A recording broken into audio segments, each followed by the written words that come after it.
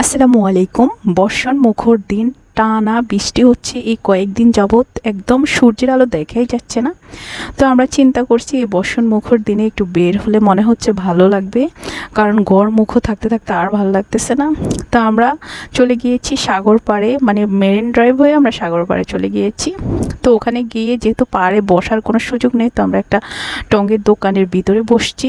তো ওখানে পেঁয়াজও অর্ডার করেছিলাম। পেঁয়াজগুলা প্রথমেই পুড়ে ফেলছে, তিতা হয়ে গেছে। সেকেন্ড টাইম আবার ওরা আমাদেরকে ফ্রেশ পেঁয়াজও দিয়েছে। এরপরে একটা ফুচকাও নিয়েছিলাম। এই যে টঙ্গের দোকানের ভিতর থেকে বাহিরের দৃশ্য দেখা যায়, তেমন মানুষ ছিল না যেহেতু টানা বৃষ্টি হচ্ছে। আসলে বৃষ্টির দিনেও কিন্তু এনজয় করা যায়, মানে বাহিরে বের হলে একটু অন্যরকম ওয়েদার ফিল করা যায়, সেজন্যই মূলত বের হওয়া।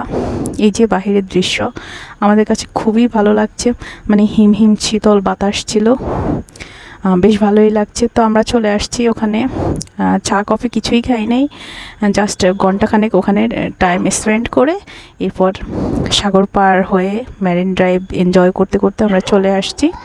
এটা হচ্ছে আমার সিম্পল একটা ব্লগ। Thank you. আমার সারাটা দিন মেঘলা আকাশ বৃষ্টি তোমাকে দিলাম, শুধু শ্রাবণ সন্ধ্যাটুকু তোমার কাছে চেয়ে নিলাম।